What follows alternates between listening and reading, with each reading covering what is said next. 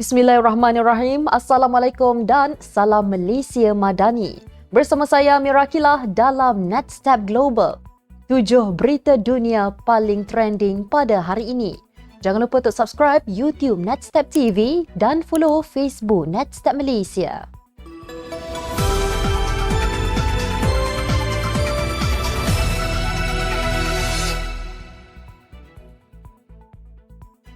Selepas pemberontak Houthi menyerang kapal milik Greece di Laut Merah semalam, tentera Amerika Syarikat telah melancarkan serangan balas peluru berpandu balistik anti kapal baharu di Yaman.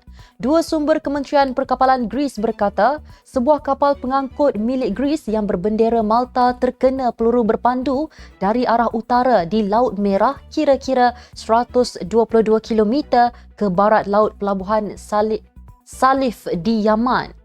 Menurut jurucakap tentera Houthi, Yahya Saria, puak Houthi di Yaman melakukan serangan ke atas kapal yang dikenali sebagai Zografia menggunakan peluru berpandu tentera laut. Salah satu sumber dari pihak Greece mengatakan, Zografia sedang berlayar dari Vietnam ke Israel dengan 24 anak kapal dan kargo kosong ketika ia diserang. Seorang eksekutif dari pengendali pelabuhan dan pengangkutan DP World berkata, gangguan kepada perkapalan di Laut Merah akibat serangan Houthi akan menaikkan harga barangan pengguna khususnya di Eropah sekaligus meningkatkan kesan terhadap perdagangan. Sebanyak 3 agensi di bawah Pertubuhan Bangsa-Bangsa Bersatu menggesa Israel supaya menyediakan akses bantuan yang lebih cepat dan mudah di utara genting Gaza bagi mengelakkan krisis kebuluran dan penularan penyakit yang membawa maut. Desakan itu dinyatakan Program Makanan Sedunia WFP, Tabung Kecemasan Kanak-Kanak PBB UNICEF dan Pertubuhan Kesihatan Sedunia WHO menerusi kenyataan bersama pada Isnin. Mereka berkata pembukaan akses di pelabuhan Ashdod bersempadan utara Gaza amat diperlukan agensi bantuan. Sementara itu, pengaras rantau WFP untuk Asia Barat, Corinne Fletcher berkata, mereka berharap lintasan sempadan di utara Gaza dapat dibuka dalam masa terdekat. Ujarnya kepada pemberita, bantuan dapat dihantar kepada penduduk Palestin tanpa sekatan memandangkan krisis makanan semakin buruk di kawasan tersebut. Portal berita The Palestine Chronicle kemarin melaporkan Division Tentera Israel yang melancarkan serangan darat pada 7 Oktober tahun lalu mula berundur dari semenanjung Gaza. Pengunduran Division ke-36 itu berlaku pada hari ke-101 perang dahsyat yang menyaksikan pembunuhan beramai-ramai penduduk Palestin di Gaza. Sebuah division biasanya mempunyai kekuatan antara 10,000 hingga 15,000 askar.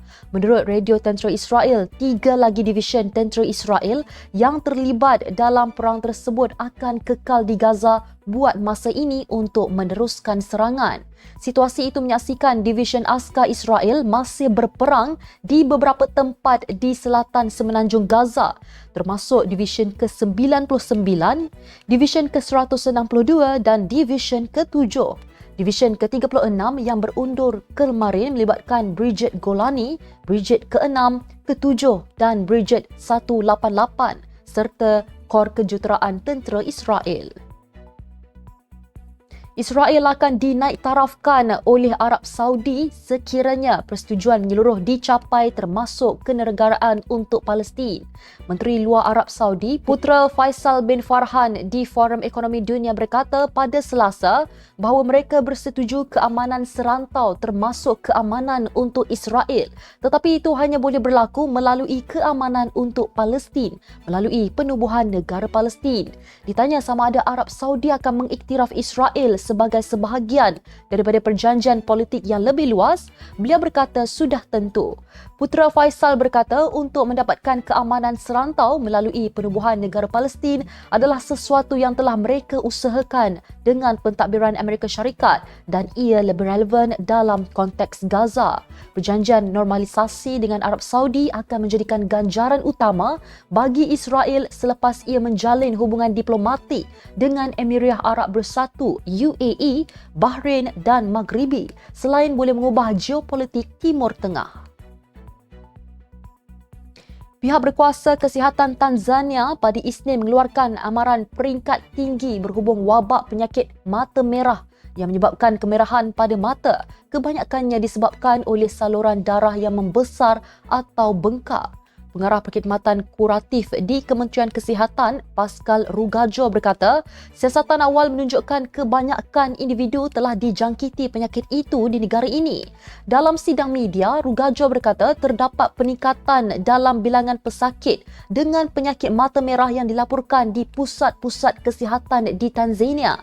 Menurut beliau, terdapat 869 pesakit yang mengalami penyakit mata merah di Dar es Salaam antara 22 Disember 2023 dan 11 Januari 2024. Beliau berkata antara gejala penyakit mata merah termasuk gatal-gatal pada mata, rasa pedih mata dan mata berair. Perkhidmatan Kecemasan Nigeria melaporkan sekurang-kurangnya 8 orang disahkan maut dan ramai yang hilang selepas sebuah feri kayu yang membawa 100 orang karam di barat laut Nigeria. Kemalangan itu dilaporkan berlaku semalam di negeri Niger ketika penduduk kampung Duga dalam perjalanan ke pasar di negeri Kebbi yang berdekatan untuk menjual biji rindan tebu. Kemalangan bot adalah perkara biasa di laluan air Nigeria dan sering dipersalahkan kerana kesesakan dan penyelenggaraan yang lemah. Jurucakap Agensi Pengurusan Kecemasan Negeri Niger, Ibrahim Husaini berkata, perubahan mendadak arah angin menyebabkan bot yang sesak itu tenggelam. Katanya kepada media terdapat 8 mayat ditemui dan 5 orang diselamatkan tetapi ramai lagi yang hilang. 2 pesawat penumpang berlanggar di lapangan terbang New Chitos di wilayah Hokkaido di utara Jepun pada petang Selasa tanpa sebarang kecederaan dilaporkan setakat ini. Pelanggaran itu berlaku kira-kira 5:30 petang waktu tempatan melibatkan pesawat Korean Air dan Cathay Pacific menurut penyiar nasional NHK memetik pengendali Hokkaido Airport Co. Insiden berlaku apabila kereta penunda yang sedang menunda pesawat Korean Airlines untuk melakukan pelepasan tergelincir kerana salji tebal di landasan dan menyebabkan bahagian sayap kapal terbang tersebut berlanggar dengan pesawat Cathay Pacific yang sedang parking. Tiada kecederaan yang dilaporkan dan syarikat penerbangan itu memberikan kerjasama sepenuhnya dengan semua pihak berkuasa berkaitan. Sekian sahaja NetStep Global hari ini. Jangan lupa bersama saya setiap hari pada waktu yang sama untuk ikuti 7 berita dunia paling trending hanya di NetStep Global. Follow Facebook NetStep Malaysia dan subscribe YouTube NetStep TV. NetStep Malaysia menjangkau informasi, mengora inspirasi. Saya Amirah Akilah. Assalamualaikum dan salam sejahtera.